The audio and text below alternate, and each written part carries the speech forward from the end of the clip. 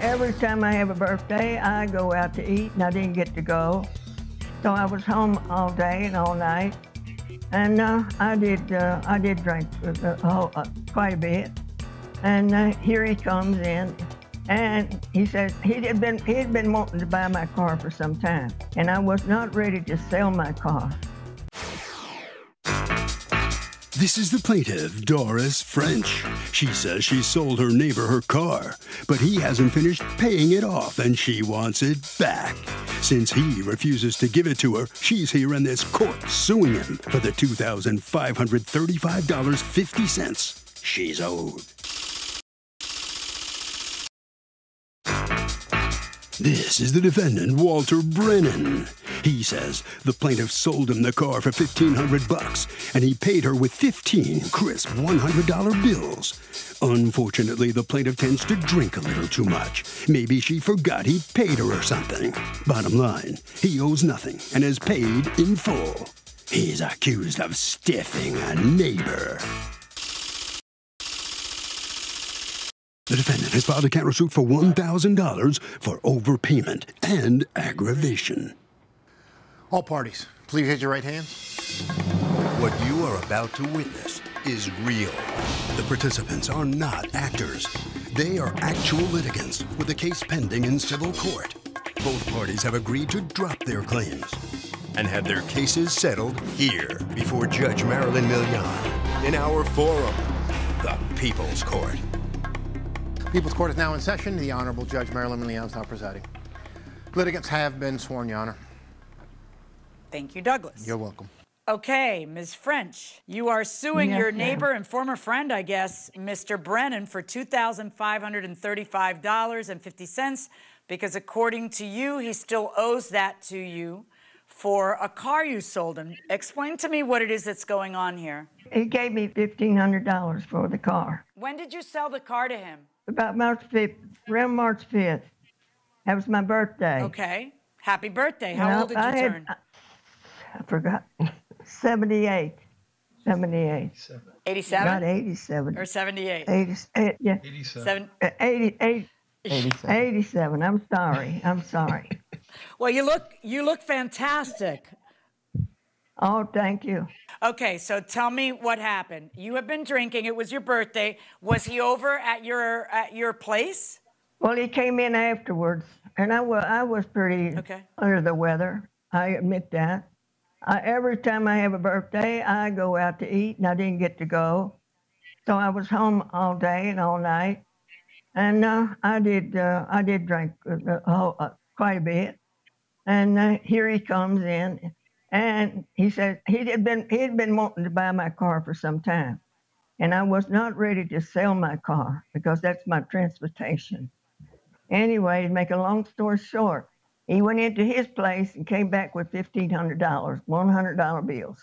So I found the old title, and I did sign it after giving the $1,500. But he was supposed to pay me the rest of it in installment plans. What did you sell your car for? I didn't sell it. It was really taken away from me. He came in with $1,500, laid it down. I gave him the car keys, and the paper he got is not, I did not have it made. Someone else did. I did not. So I have the original title to the car, and it was fully paid for. Okay, but Ms. French, I'm asking you how much you sold the car for. You're telling me that you accepted money and gave him keys, and you remember that, and I understand that you're saying that you had too much to drink. I know you regret selling the car. I know that, because you want the car back. But what I'm asking you is how much did you sell the car for if it wasn't the $1,500? He was supposed to pay me $500 a week until he paid me the rest of the money, which the car was worth. What's the rest of the money? $2,500. So what did you sell it to him for $2,500? Yes, ma'am. That's what I did. I sold it to him for $2,500. He never once rang my bell and said, "Mrs. French, would you like me to take you to the doctor?" No. So I still Mr. Brennan, what's going on here? She's painting a situation where you took advantage of her, and I guess she's saying you made her sell you her car. What's your version of this?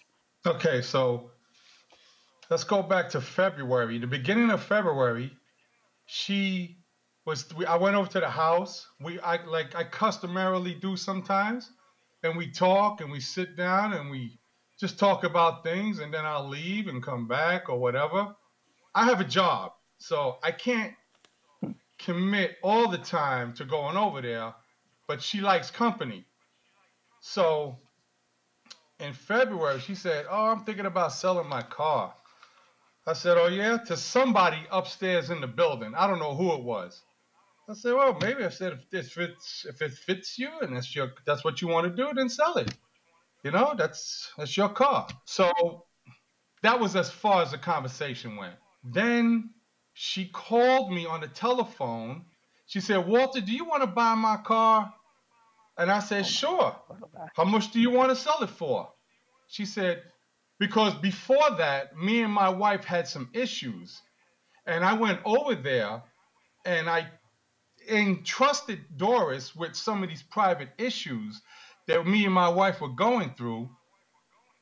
And then she said, "Well, you know, for all the stuff that you went through with your wife, I'll sell it to you for $1,500. I said, "All right, fine. That's cool." I said, "Thank you so much."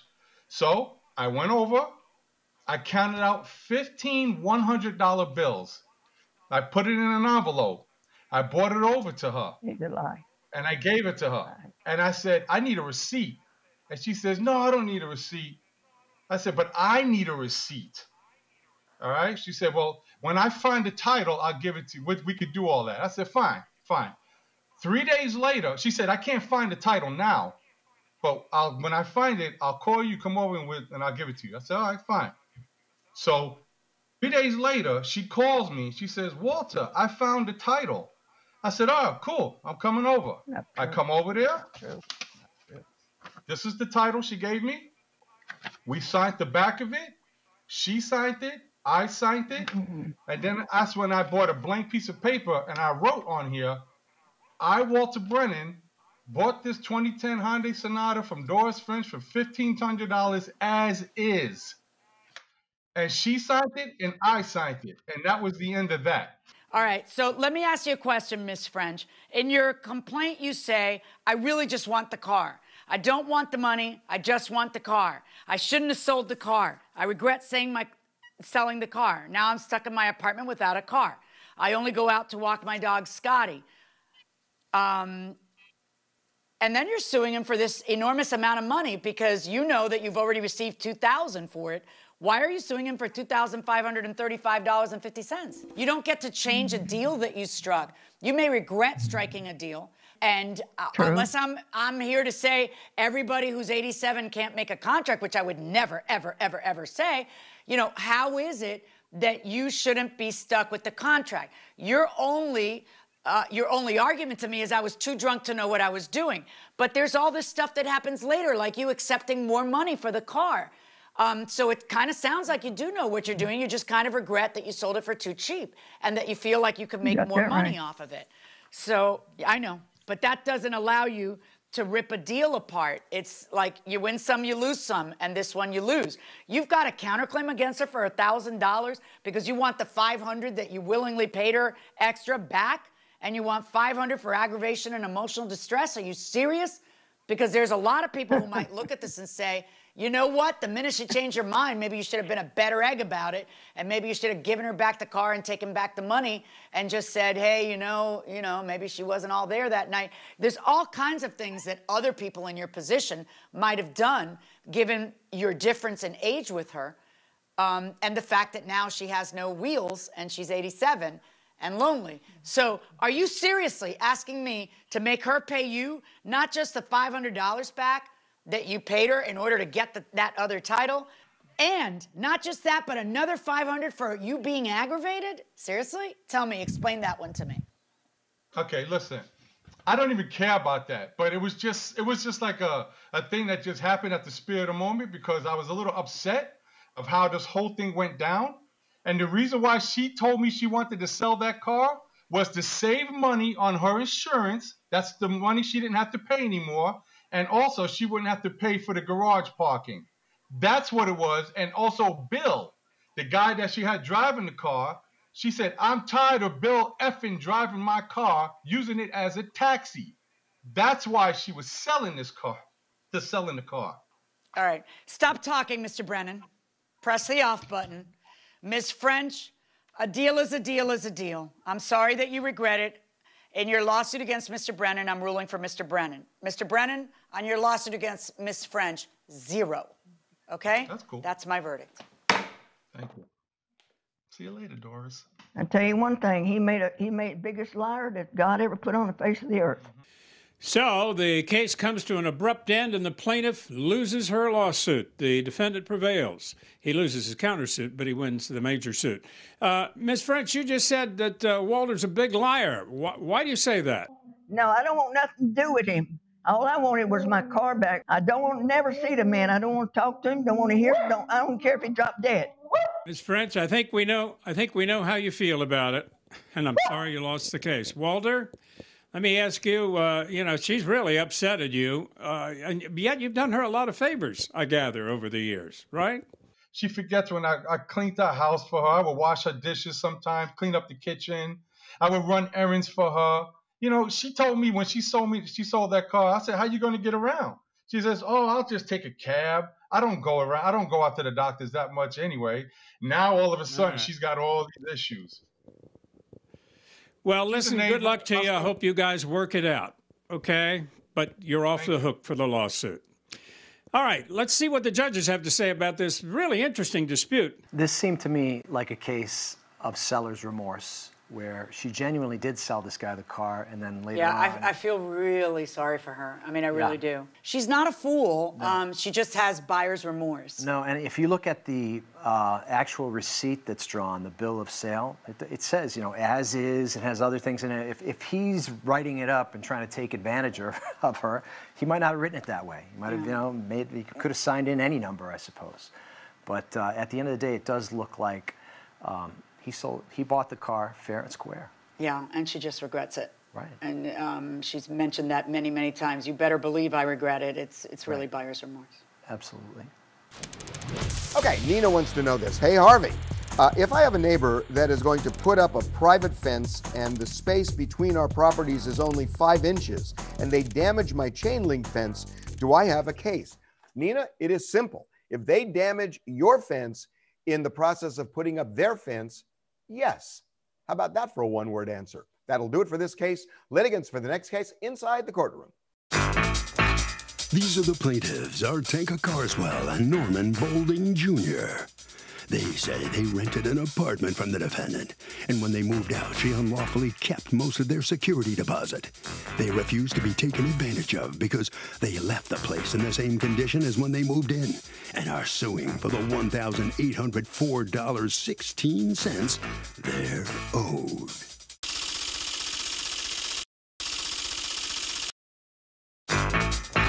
This is the defendant, Pamela. She says she returned over $1,000 of the plaintiff's security, but kept some money to make the necessary repairs to the damages they caused and to get rid of furniture they left behind. Owe them money? No way. She's accused of holding on tight to the cash. All parties, please raise your right hands. Welcome back to the People's Court. Next case on the docket. The plaintiffs say they refuse to be ripped off by their unscrupulous landlord who basically stole their security deposit even though there is no justification for it. Now the defendant says she returned some of the plaintiff's money, but she also kept some to repair the damages they caused. It's the case of holding on tight. Thank you, Douglas. You're welcome. Okay, Ms. Carswell and Mr. Boulding, you're suing your former landlord, Ms. Pamela, for $1,804.16 because she kept part of your security deposit, and you're angry at the reasons she kept it. So somehow that has turned into 3 times your security deposit. Talk to me. Which of you wants to address me first? Your Honor, the reason why that I pursued the case today is not so much that I'm angry because she withheld some of the deposit. That's expected coming in a tenancy in New York City. It's some of the deductions that I believe that she put forth are fraudulent. There was a deduction for a cable visit for $100 for DirecTV. That wasn't our expense. I believe that was hers. There was also deductions for a screen that was clearly in one of the videos that I submitted as evidence.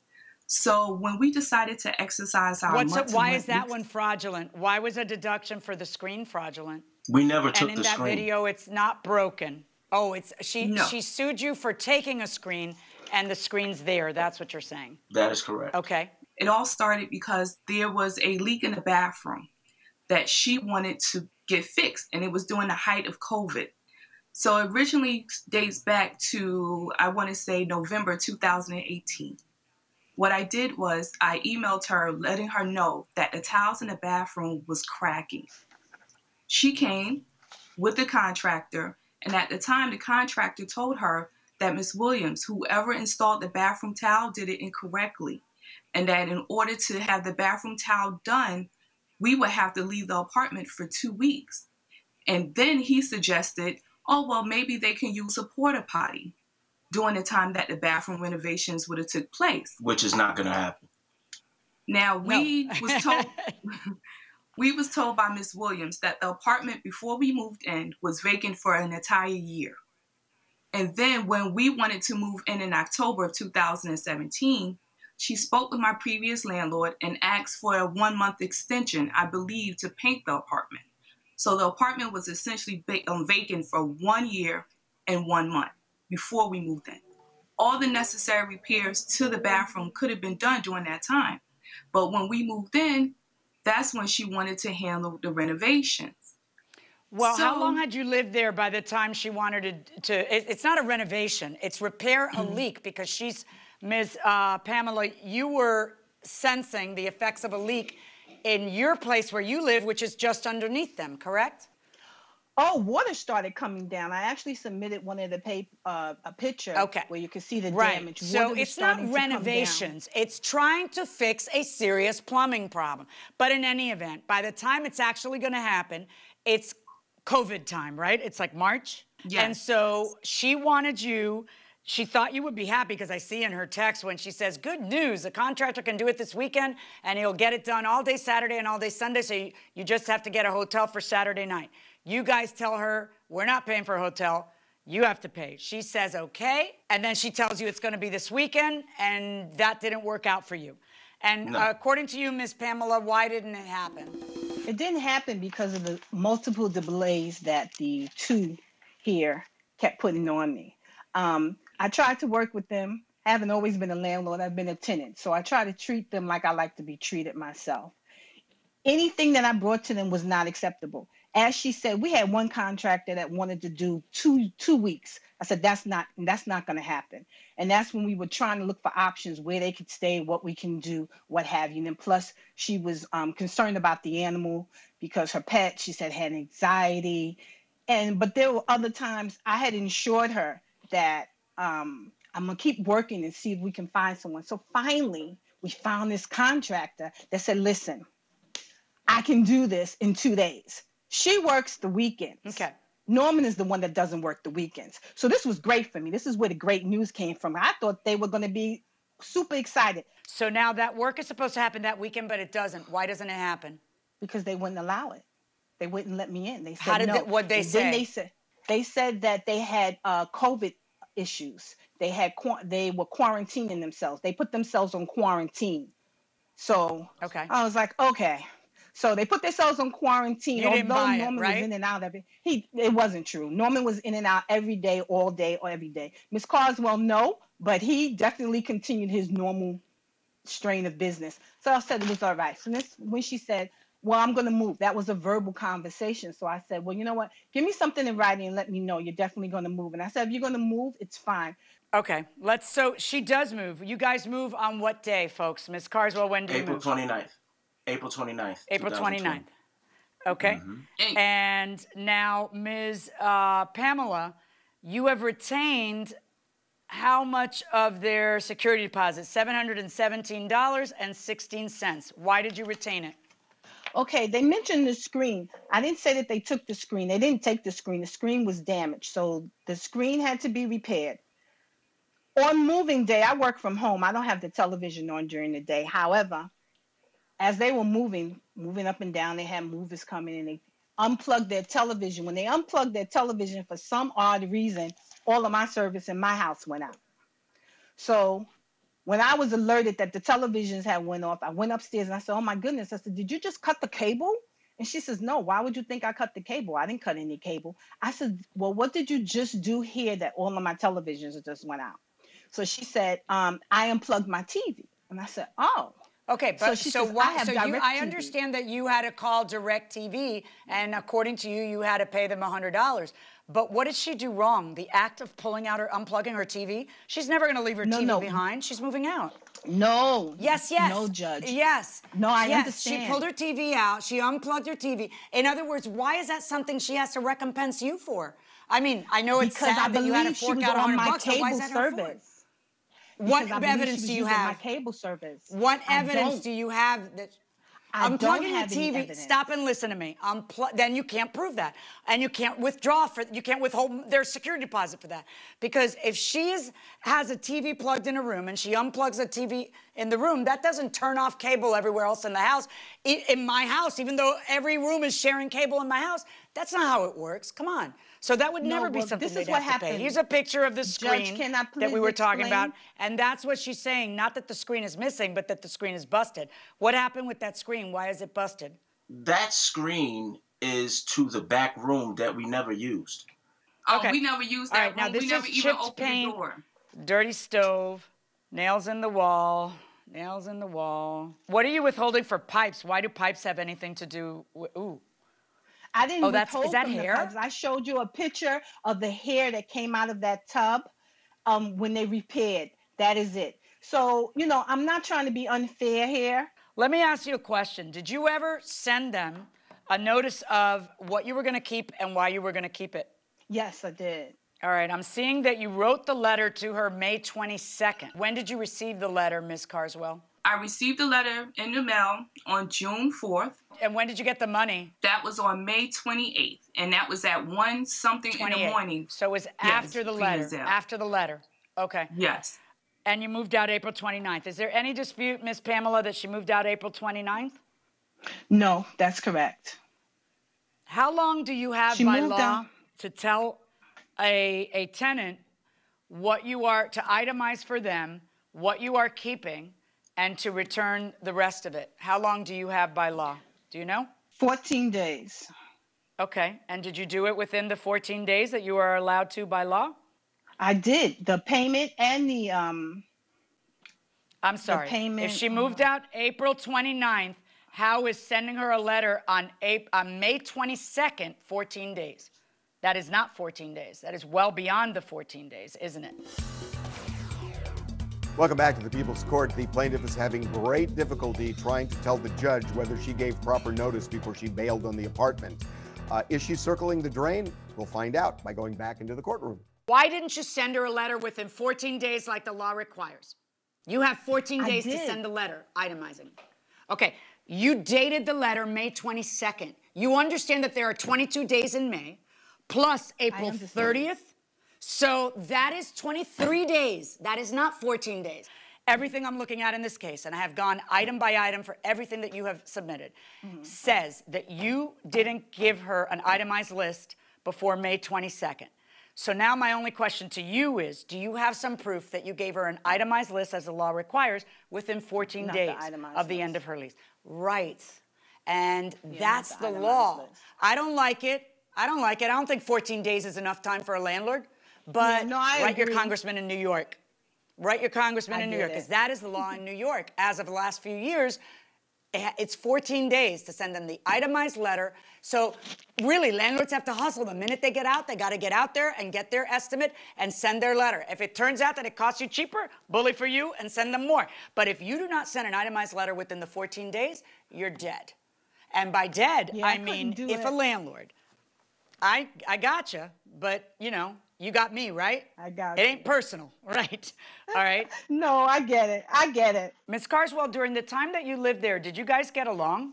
We got along fine. It wasn't until we exercised our right to move and she asked for confirmation on April 20th.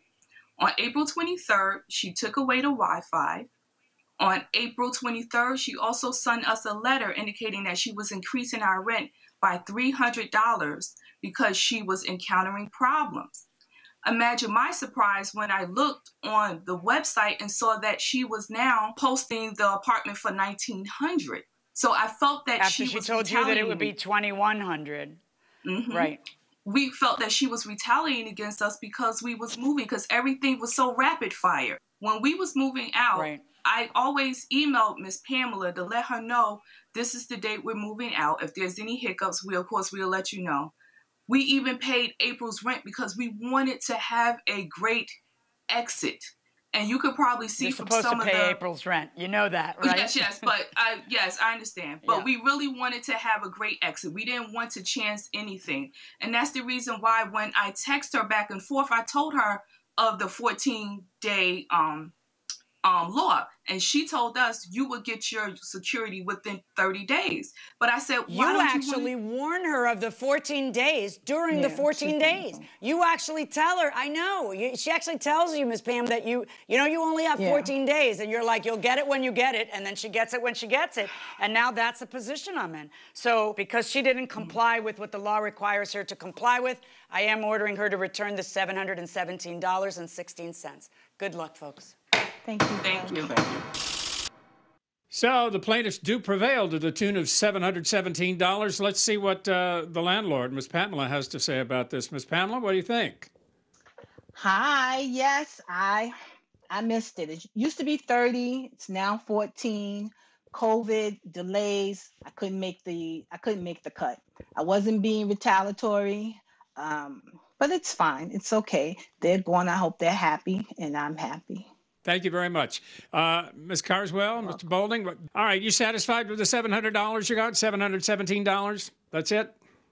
Okay. I'm satisfied, but I just want to say that renter beware, especially with New York private homeowners like Ms. Pamela, because you could see that she was upset, and she's upset now that she have to pay this money. And it's just sad. It's sad state of affairs that when a renter tried to get an apartment, they have to jump through hoops. But the landlords, they may have dubious backgrounds, God have you, and basically you're walking into a situation that you didn't create. Well, that could be good advice. All right, well, thank you very much and congratulations. All right, let's see what the judges have to say. Ms. Carswell, one of the co-plaintiffs in this case, was a very sharp woman. She documented everything. She took the videos that she had to take, and she had pretty good relationship with the landlord. There was a cordial relationship back and forth. I got the impression the problem was between him and the landlord. Maybe a little bit, but one thing that came out from your ruling was this New York law on security deposits, they're not playing around there. That's like a hard and fast rule. The irony is that she actually told her about it. So if you don't know the law, that's one thing. And then when you're told the law, maybe go on the internet and see if it's accurate, and then kind of, and I get it because it's almost COVID, like strict and it's liability for landlords. It's hard for somebody to get somebody to go out there and take a look at things. I get it, but it is what it is, you know? Okay, Bill wants to know this, and this is a good one. Hey, Harvey, if I purchased a property and later found out it has an abandoned, clearly forgotten family cemetery from hundreds of years ago, do I own the remains?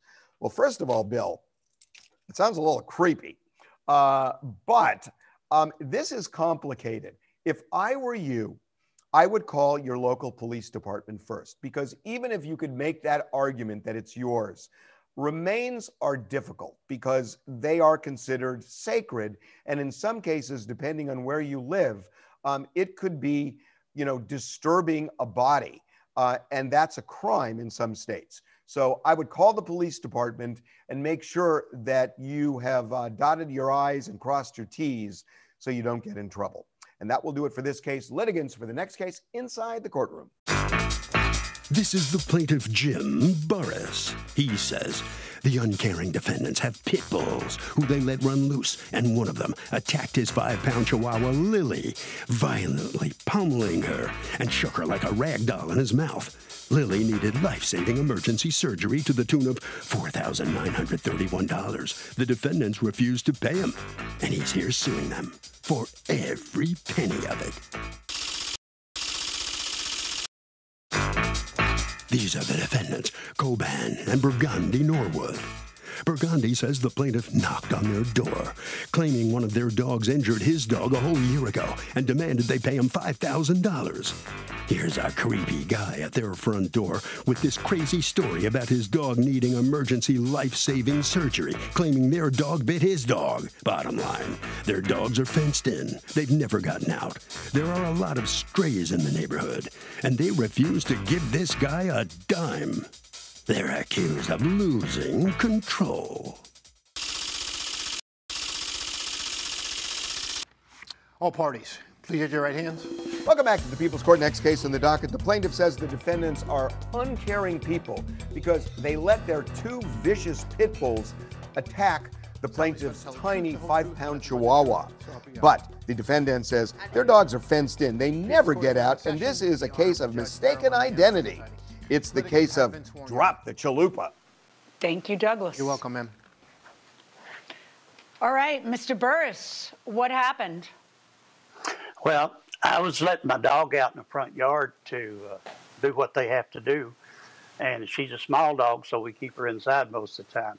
And we was out there letting her do that, and I was talking to a friend, and all of a sudden he said, "That dog's got your dog," shaking her like a squirrel. So he ran over there, and when he ran over there, the dog dropped her and ran off. But it was, he had punctured, he had bit her, and she was bleeding. So we picked her up, put her in a towel, and took her to the emergency, or to the doctor here in Malvern, and they didn't have an emergency room. So we took her to Little Rock. He said, "I don't know whether she's going to make it or not." So we took her up there, and final thing was they had broke 3 ribs and punctured a lung, and they had to take part of the lung out, and they put, I don't remember, 6 or 9 staples in. And we brought her home. We got her Monday after we took her up there Friday. That's what happened. Okay, and I've seen the vet bills. And why are the Norwoods responsible? Well, it was their dogs. My neighbor even said that he called me and said, "You know where them dogs are?" I said, "Well, I think, but not sure." And he said, "Well, it's down the next street over next to that little tile house." And so I went down there and I saw the dog, and this was before they put their fences up.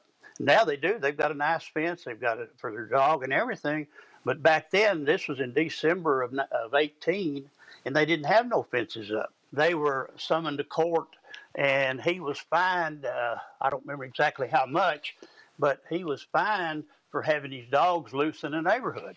Okay, can you tell me what's going on here? The ticket he's talking about is from a stray dog that was running around our neighborhood. We fed the dog. It was a long time ago, and we paid the ticket even though the dog didn't belong to us, and went on with our business. Why would you pay a ticket for a dog that doesn't belong to you? Our attorney told us to pay the ticket. The dog was at our house. It was a stray, but we kind of fed him. We didn't fence him in like we do our own animals, but we fed him, and he was just running loose. So that was why the running at large ticket came about. But this dog didn't do anything to anyone's dog or anyone else. So what is your defense? That's not my dog, or that's the dog that we were taking in, and we don't really think it's our dog, but we took him in, so we pled guilty? Because the plea of guilty that I'm looking at is to not registering, not having shots, and to having a dog loose. And that's on this case, on this attack. That's the plea of guilty. So that's what I want to focus on. That's on Coben, right? Not on you, Mrs. Norwood, right? So, Coben, explain to me what it is you pled guilty to. Welcome back to the People's Court. The judge is hammering one of the defendants, wanting to know exactly what was it that this person pled guilty to involving some kind of an animal issue. Let's go back into the courtroom. A dog running at large and it's no leash. So typically in a case like this, the case is over. But now I've got this ridiculous circumstance where you actually pled guilty to it. And that has value that a judge cannot ignore. In other words, that's something that can be used against you. It's basically your own admission that you should have had the dog on a leash. And in this case, this is the case where it's happening. The dog he pled guilty to was a stray. Yeah, but why plead? You keep saying that, but I've got to decide whether to believe you or not.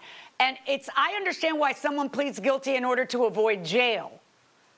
You know, when your choices are, listen, take this lesser plea, or you're facing, 5 years in jail, that makes sense. You might plead guilty when you're not guilty. But who pleads guilty to a $100 ticket on a dog that's not theirs? It looks to me like the dog is maybe theirs. Can I ask you something? What kind of lawyer advises you? I'm just trying to understand how a lawyer could advise you to plead guilty to this and then not expect that you're going to get sued for the damage to the dog, because you're going to get sued for the damage to the dog. And the only evidence he has against you is your plea of guilty. That's the only evidence he has against you, because he doesn't have the witness, he doesn't have but what am I supposed to do with that? I'm supposed to look at that and say, nah, he's not responsible. He took responsibility and pled guilty. What proof is there? There's no proof. The summons that you got said your dog was loose and bit another dog. But not our dog, a stray dog. That you feed? We fed it, yes. Okay, so it's enough for your dog. You feed the dog. You're responsible for all of the dog's meals, but it's a stray. But you feed the dog. And he says it's your dog. He doesn't even have the neighbor here to testify, but you go and plead guilty to it.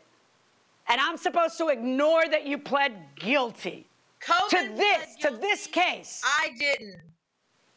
That's true. I'm dismissing you from the case. You're right. You didn't plead guilty. I am dismissing you from the case.